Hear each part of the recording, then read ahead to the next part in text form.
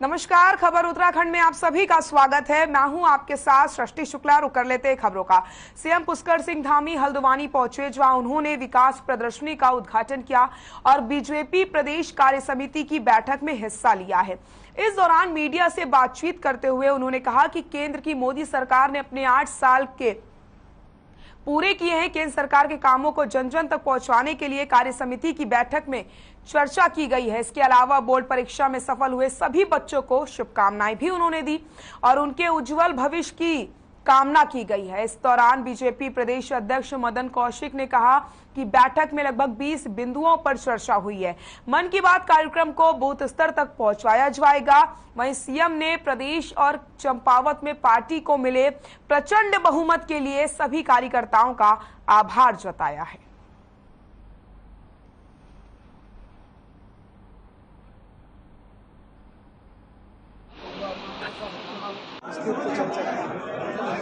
इसी प्रकार से जो हमारे प्रस्ताव वाले हैं, तो राजनीतिक प्रस्ताव, उस पर हमने विस्तृत से चर्चा की है।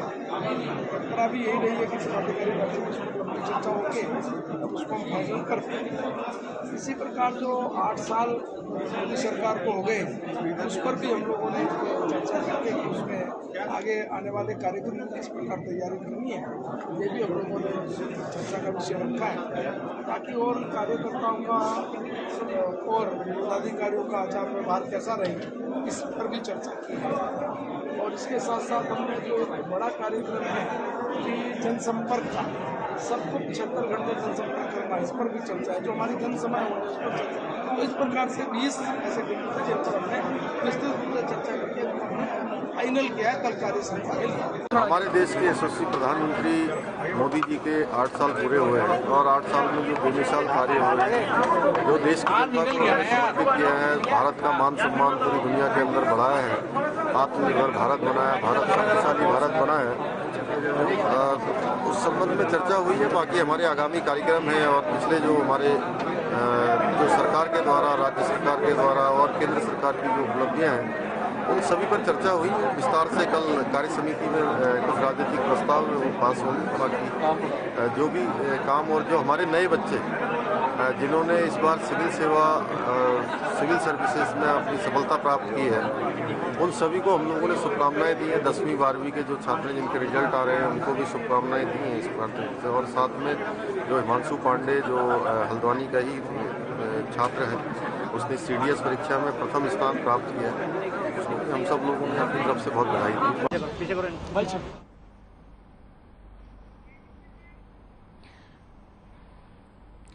तो सीएम धामी का हल्द्वानी दौरा, विकास प्रदर्शनी का उद्घाटन किया गया। इसी के साथ मोदी सरकार के 8 साल पूरे होने में क्या कुछ किया गया है, जनता को किन किन सौगातों से नवाजा गया है, इसकी जानकारी जन जन तक पहुंचाने को लेकर के ये बैठक की गई है।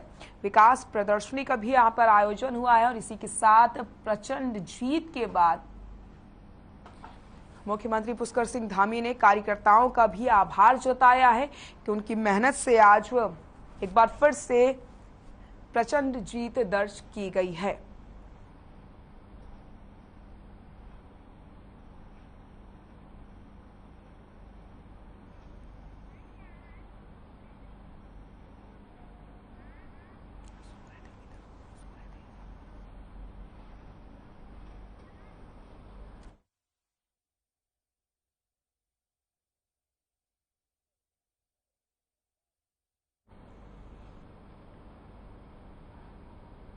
इसी के साथ विकास प्रदर्शनी का भी मुख्यमंत्री ने उद्घाटन किया है।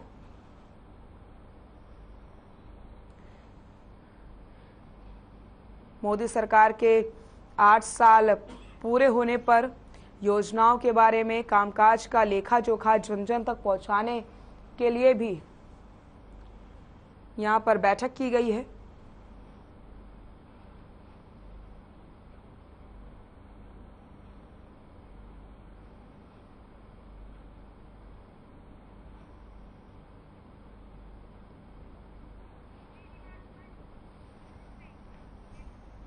और इसी खबर पर ज्यादा जानकारी के लिए हमारे सहयोगी श्रीनिवास पंत हमारे साथ जुड़ गए। श्रीनिवास, मैं आपका रुख करूंगी। कार्य समिति की बैठक का आयोजन किया गया, इसी के साथ यहाँ पर मुख्यमंत्री ने कार्यकर्ताओं का आभार भी जताया है। क्या कुछ जानकारी है?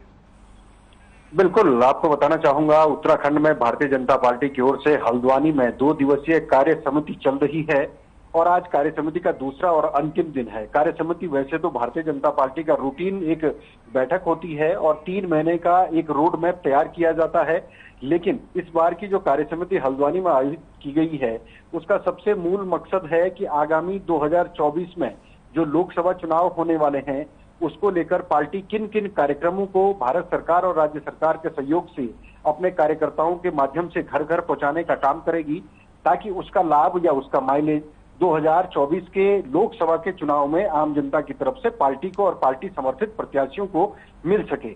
इसके अलावा जो प्रदेश स्तरीय कार्यक्रम है, भारतीय जनता पार्टी संगठन के लिहाज से लगातार कार्यक्रमों को आगे बढ़ाती है। संगठन महामंत्री राष्ट्रीय के अलावा संगठन के प्रदेश के महामंत्री, मुख्यमंत्री, सांसद और पूर्व मुख्यमंत्री के अलावा जो कार्य समिति में कोर ग्रुप के लोग होते हैं उनको बुलाया जाता है। वो अपना अपना सुझाव रखते हैं, अपना वक्तव्य रखते हैं, जिसका मकसद होता है कि अंतिम छोर पर बैठे हुए व्यक्ति यानी अंत्योदय तक सरकारी योजनाओं का लाभ मिल सके। इसमें कार्यक्रम के माध्यम से और कार्यकर्ताओं के माध्यम से सरकार की पॉलिसी को डिलीवर कराया जाता है।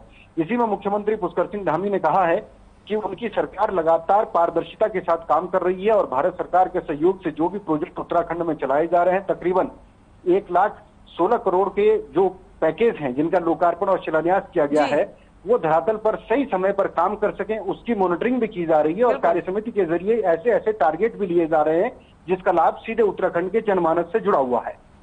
जी बिल्कुल, बहुत बहुत शुक्रिया आपका श्रीनिवास जी तमाम जानकारी के लिए।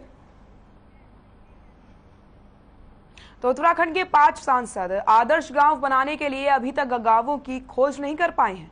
आपको बता दें, सांसद आदर्श ग्राम योजना के तहत सभी सांसद से 2024 तक कम से कम 8 गांवों को आदर्श बनाने की जिम्मेदारी लेने की अपेक्षा की गई थी, लेकिन इस योजना के तहत पौड़ी गढ़वाल सांसद तीरथ सिंह रावत, नैनीताल उधम सिंह नगर के सांसद अजय भट्ट, अल्मोड़ा के सांसद अजय टमटा को छोड़कर बाकी सभी सांसद अभी तक गांवों का चयन तक नहीं कर पाए हैं, जिनका उन्हें सामाजिक, आर्थिक और ढांचागत विकास करना है। सिर्फ गढ़वाल सांसद तीरथ सिंह रावत ही हैं जिन्होंने 2019-20 से लेकर 2023-24 तक कुल 5 गांवों को आदर्श गांव बनाने की जिम्मेदारी ली है।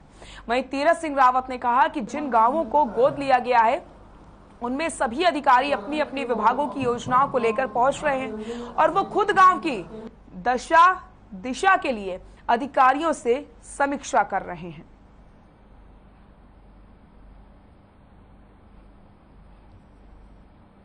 मिलता है तो जाकर के वो अपनी प्रतिभाओं को दिखा।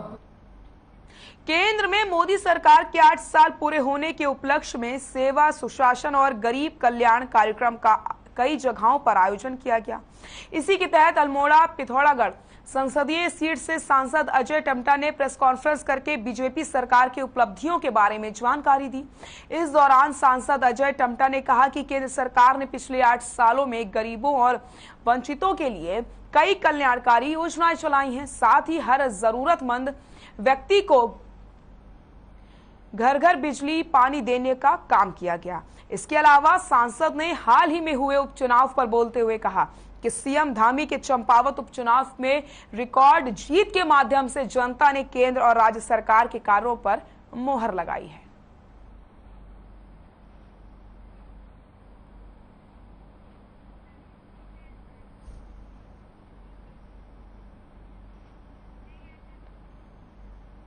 परिवहन मंत्री चंदन रामदास ने परिवहन विभाग और परिवहन निगम के साथ समीक्षा बैठक करी। परिवहन विभाग ने समीक्षा बैठक में बताया कि परिवहन की आय पिछले वर्षों में अधिक बढ़ी है। इस दौरान परिवहन मंत्री चंदन रामदास ने कहा कि पैसेंजर के साथ साथ चालक और परिचालक को बेहतरीन सुविधा देना हमारी प्राथमिकता है। मार्च 2022 से पहले रोडवेज के कर्मचारियों का पूरा भुगतान कर दिया है और जल्द ही चालक और परिचालक की नई नियुक्तियां की जाएंगी।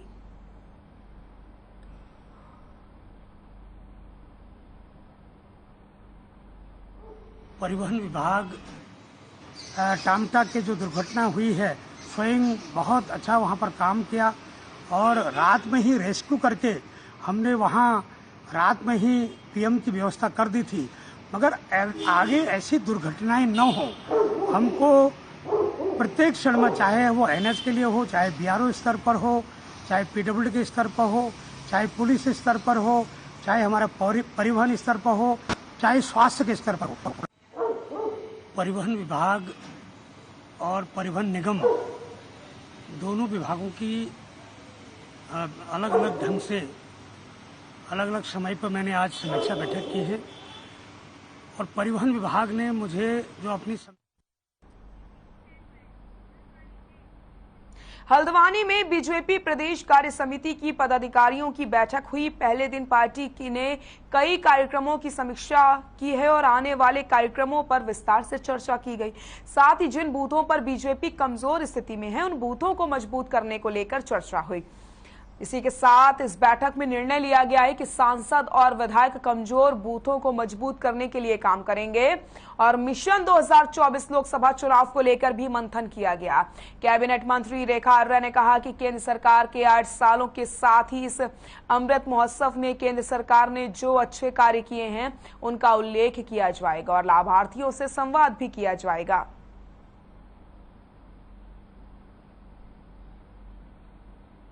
एक बार प्रदेश के मुख्यमंत्री जी का अभिनंदन स्वागत। इस प्रदेश की कार्य समिति ने माननीय मुख्यमंत्री जी का प्रदेश की कार्य समिति भारत माता 2 दिवसीय कार्य समिति रही है और आज दूसरा दिन है और दूसरे दिन में सभी मंत्रीगण भी आमंत्रित है और संगठन के सभी पदाधिकारी आज आमंत्रित हैं और साथ साथ में पूर्व मुख्यमंत्री और सभी सांसदगण आज आमंत्रित हैं।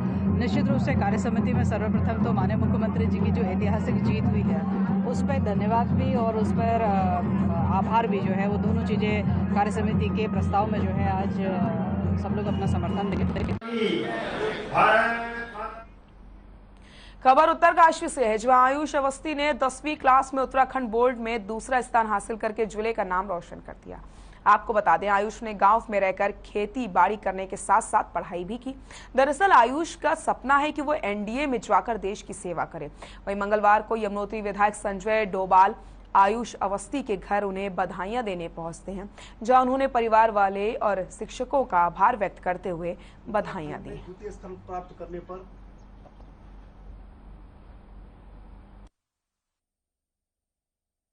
आयुष अवस्थी को बधाई देना चाहूंगा और उन गुरुजनों को भी जिनके प्रयास से और उन माता पिताओं को भी जो उनके परिजन हैं, जिनकी मेहनत, क्योंकि उन्होंने मजदूरी करके अपने बेटे को इतने अच्छे संस्कार और शिक्षा दी है।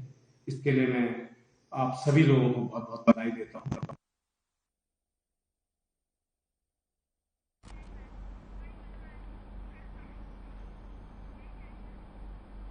पौड़ी के खलजी खाल ब्लॉक के मुंडेनेश्वर महादेव खैरा लिंग मंदिर में 2 साल के बाद भव्य मेले का आयोजन हुआ। मेले समिति ने दूसरे दिन स्थानीय महिला मंगल दलों की सांस्कृतिक प्रतियोगिता भी रखी है। प्रतियोगिता में पौड़ी सतपुली से लेकर आसपास के गांवों सहित 10 मंगल दलों ने हिस्सा लिया। इस मौके पर विजेता महिलाओं को पुरस्कार दिया। तो 2 दिवसीय मेले में लंबे समय बाद पहली बार दूर दूर तक करीब 200 दुकानें सजी थी, जहां महिलाओं ने जमकर खरीदारी भी की है।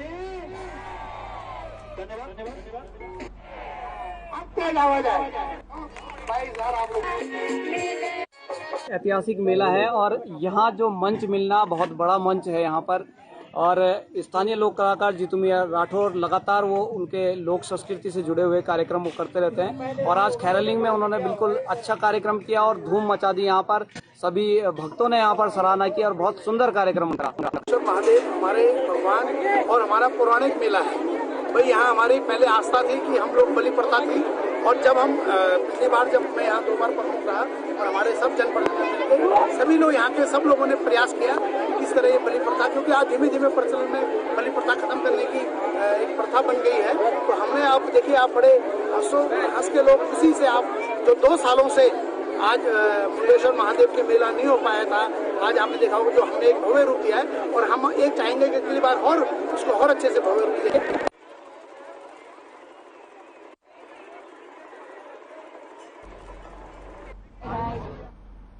देहरादून के प्रेस क्लब में इंडियन टैलेंट हंट 2022 के ऑडिशन का आयोजन किया जाता है। इस कार्यक्रम में डांसिंग, सिंगिंग, मॉडलिंग में युवाओं और युवतियों ने अपनी प्रतिभा का प्रदर्शन किया। वहीं पूर्व मुख्यमंत्री तीरथ सिंह रावत ने इस कार्यक्रम में मुख्य अतिथि के रूप में शिरकत की। इस दौरान कार्यक्रम में आए पूर्व मुख्यमंत्री ने बच्चों का उत्साहवर्धन करते हुए कहा कि उत्तराखंड में ऐसे कार्यक्रम के आयोजन से उत्तराखंड के बच्चों की प्रतिभा में निखार आता है और उन्हें अपने प्रदर्शन दिखाने के लिए बड़ा मंच भी मिलता है। साथ ही साथ कहा कि इस कार्यक्रम में बच्चों ने जो सांस्कृतिक कार्यक्रम पेश किए हैं, ऐसे कार्यक्रम करना अच्छी पहल है और ऐसे कार्यक्रमों का आयोजन भविष्य में भी करना चाहिए।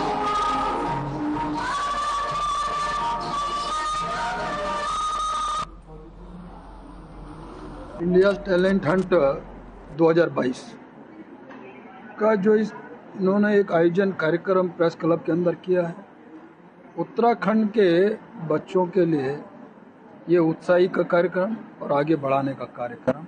कल्चरल एक्टिविटीज़ में ये लोग जिस तरह पार्टिसिपेट करते हैं, लेकिन कई बार उनको मंच नहीं मिलता, कंपटीशन नहीं मिलता है, तो इस संस्था के द्वारा इन्होंने एक पहल की है और वो पहल निश्चित है कि सफल होगी। खबर लुड़की से है, वहां पर संभागीय परिवहन विभाग ने लोगों को बेहतर सुविधा मुहैया कराने के लिए ARTO में जन सुविधा केंद्र खोला है। वहीं जन सुविधा केंद्र का उद्घाटन करने ज्वाइंट मजिस्ट्रेट अंशुल कुमार सिंह पहुंचे, जहां उन्होंने बताया कि संभागीय परिवहन कार्यालय में लोगों की बहुत भीड़ रहती है, जिसको खत्म करने के लिए और लोगों को राहत पहुंचाने के लिए जन सुविधा केंद्र खोला गया। आपको बता दें, जन सुविधा केंद्र की एक ही खिड़की पर गाड़ी की RC, driving licence, duplicate RC सहित वाहनों के ट्रांसफर आदि का काम हो सकता है। इससे जनता को काफी राहत मिली है।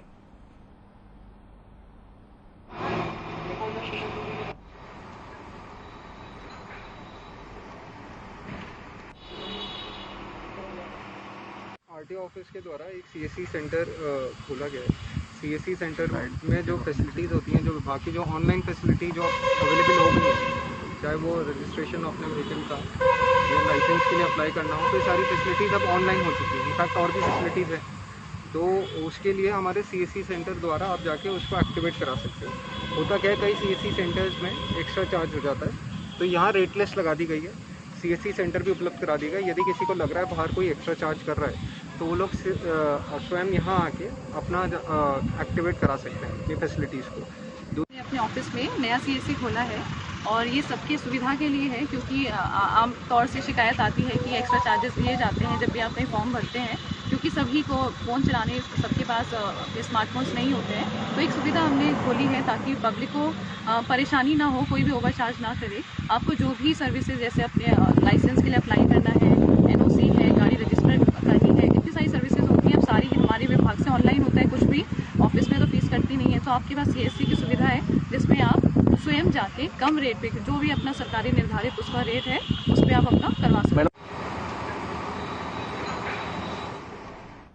उत्तराखंड में बढ़ते एडवेंचर टूरिज्म को देखते हुए जल्द ही पर्यटन विभाग महाभारत ट्रेल शुरू करने जा रहा है, जिसमें ट्रैकिंग के शौकीन सैलानियों को महाभारत काल के पैदल रास्ते से घुमाने का काम किया जाएगा।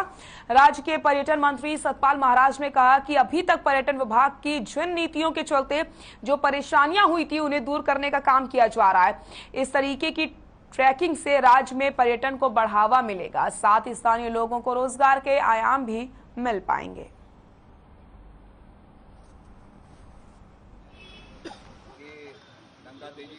इसके लिए हम लोग कर रहे हैं क्योंकि लोगों ने रुचि जाहिर की है और पर्वतारोहण के लिए लोग काफ़ी रुचि दिखा रहे हैं, तो निश्चित रूप में इसको हम करेंगे और इसमें इसकी सारी जो विसंगतियां हैं वो दूर करेंगे और इसमें और प्रोत्साहन दिया जाएगा। आने वाले भविष्य में हम लोग चाहते हैं कि महाभारत ट्रेल को हम जो है एक लाएं और जहां जहां अपने गोत्र हत्या से मुक्त होने के लिए पांडव जो है भगवान शंकर के दर्शन करने के लिए गए, केदारनाथ धाम में दर्शन करने के लिए गए, उसी मार्ग पे हम चाहेंगे कि हमारे यात्री भी चलें और पैदल चल करके पहुंचे। बड़ा सुरभ्य स्थान है और उसके रास्ते में अनेक मंदिर हैं जो और भी जीवंत हो उठेंगे। तो मेरा ये मानना है कि उस ट्रेल को भी हम जो है अब चाहते हैं कि उसको हम उसकी पॉसिबिलिटी को हम देखें। दिनेशपुर में Prabha automotive engineers limited company के मजदूरों ने कंपनी गेट के बाहर काम बंद करके हड़ताल शुरू कर दी। साथ ही मजदूरों ने कंपनी में प्रबंधन पर सभी मजदूरों के साथ शोषण करने का आरोप लगाया। इस दौरान फैक्ट्री प्रबंधन के खिलाफ मजदूरों ने नारेबाजी करते हुए कई मांगों को पूरा करने की बात कही। मजदूरों का कहना है कि उनको न्यूनतम सैलरी दी जा रही है। इतना ही नहीं, कंपनी ने जो मजदूरों के आने जाने की किराए, कमरा, नाश्ता समेत बहुत सारी सुविधाएं बंद कर रखी हैं। वहीं कंपनी के एचआर योगेश मिश्र ने बताया कि सभी मजदूरों की मांगों को पूरी कर लिया गया है। साथ ही उन्होंने सभी वर्करों से कंपनी के अंदर आकर कार्य करने की अपील करी है। हमारी मांगे 2018 के हिसाब से अभी तक बहुत कम हो गया है।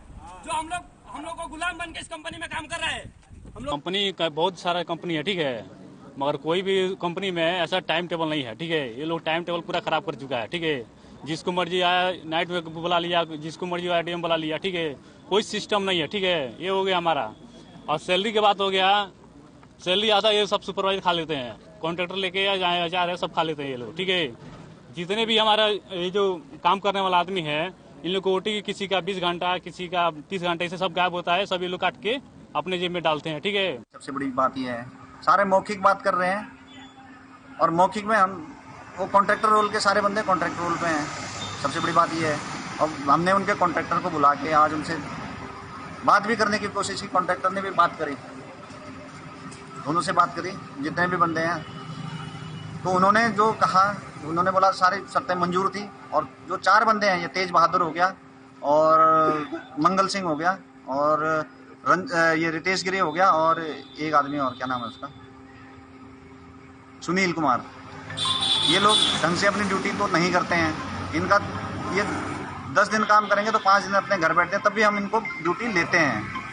एक गुड फेथ में अपना लोकल के आदमी है, इसलिए हम इनको ड्यूटी लेते हैं।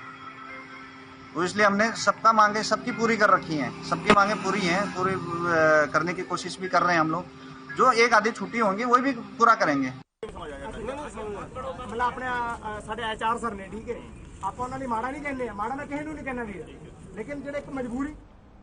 कोरोना वायरस के बाद अब चिकन पॉक्स ने चिंता बढ़ा दी है। अल्मोड़ा जिले में पिछले 1 महीने के अंदर चिकन पॉक्स के 17 से ज्यादा केस सामने आए, जिसमें 10 से ज्यादा केस जिला अस्पताल के हैं, जिसके बाद स्वास्थ्य विभाग में हड़कंप मचा है।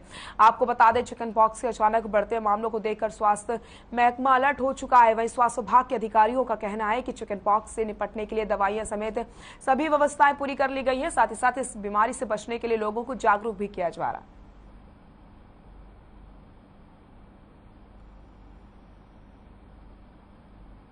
साले में जितने भी मरीज चिकन पॉक्स के आ रहे हैं, उनके लिए हमारे यहाँ पर्याप्त मात्रा में दवाइयाँ हैं।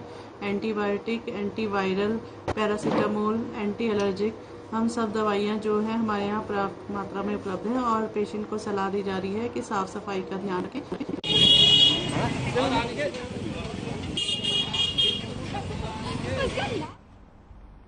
खबर लालकुआं से, जहां बिंदु खत्ता स्थित शीशम भुजविया में 2 सांप एक घर में घुस आते हैं, जिसे देखकर परिवार के लोगों में हड़कंप मच गया। जिसके बाद स्थानीय लोगों ने इसकी सूचना वन विभाग के लोगों को दी। मौके पर पहुंची वन विभाग की टीम ने दोनों सांपों का रेस्क्यू किया, जिसके बाद दोनों सांपों को सुरक्षित जंगल में छोड़ दिया गया। वन क्षेत्र अधिकारी आरपी जोशी ने बताया कि घर में घुसे दोनों सांपों की लंबाई 7 फीट से अधिक बताई जा रही है।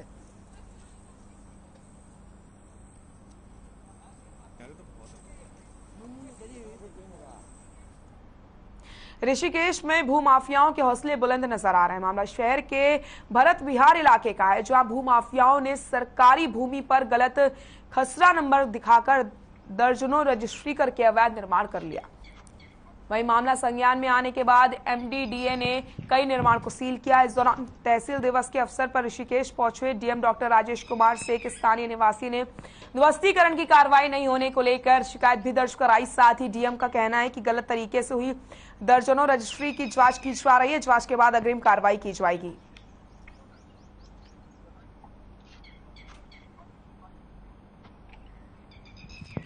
देखिए, भरत विहार के मामले में मैंने निरीक्षण भी किया था, लगभग 2 बार मैंने निरीक्षण किया है और एसडीएम साहब को मैं भी मैंने निर्देशित किया है कि आप निरीक्षण करें, क्योंकि अभी उन्होंने ज्वाइन भी किया है।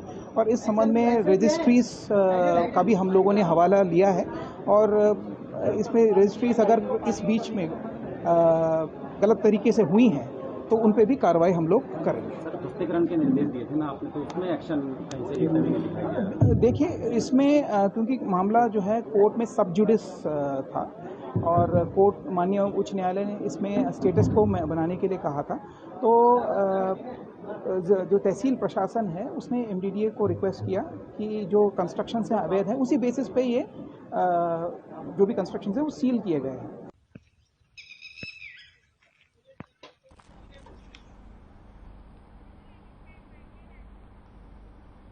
रुड़की के गणेशपुर में कुछ भूमाफियाओं और बदमाशों ने जमीन पर कब्जा करने का नियत से जमीन के मालिक और पत्रकार पर जानलेवा हमला कर दिया। वहीं हमले के बाद जमीन के असली मालिक ने प्रेस कॉन्फ्रेंस करते हुए बताया कि जिस निर्माणाधीन जमीन पर विपक्षी अपना हक जता रहे हैं, उस जमीन को पीड़ित पक्ष ने हमसे ही खरीदा था, लेकिन जोर जबरदस्ती के आधार पर पार्षद जनप्रतिनिधि कुलदीप तोमर जमीन को अपनी बताकर उस पर कब्जा करना चाहता है।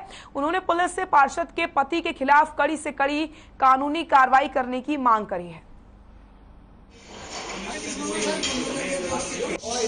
देखिए, हमारी जो ज़मीन है गणेशपुर में स्थित है और वो हमारी पुश्तैनी ज़मीन है और हमारे दादाओं ने बहुत टाइम पहले 1937 के में उनसे रजिस्ट्री ली थी और हमने खरीदी थी उस समय हमारे दादाजी ने।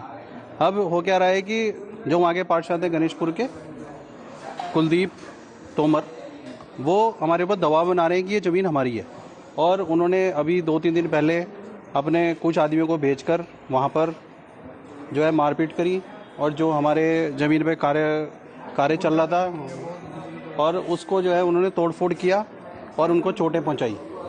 हम आपसे यही अनुरोध करते हैं कि उनके खिलाफ सख्त कार्रवाई की जाए और हमारी ज़मीन पे हमारा कब्जा सुनिश्चित किया जाए। उनके पास कोई आधार नहीं है, वो सिर्फ अपना खतौनी में नाम वो देख रहे हैं उसके अंदर, जबकि हमारे पास हमारे 1937 की रजिस्ट्री है, हमारे पास दाखिला खारिज है। जो इन्होंने आपका प्लॉट था उसके भी हाँ जी मेरा भी प्लॉट मेरे चाचा जी हैं, मेरे ताऊ जी हैं, उनका प्लॉट है। हम 3 लोग हैं, इसमें तीनों का एक साथ प्लॉट था, तो मेरे प्लॉट का भी उन्होंने आके दरवाजा तोड़ा है और वो वीडियो में देखा जा सकता है जी। बहुत बुरी तरह से इन्होंने गुंडागर्दी की है, इनका बहुत नुकसान किया है, सीमेंट के कट्टे फाड़ दिए, उसके ऊपर पानी डाला है इन्होंने, बहुत ज्यादा मतलब इन्होंने दबंग तरीके से हमें डराने धमकाने की कोशिश की है।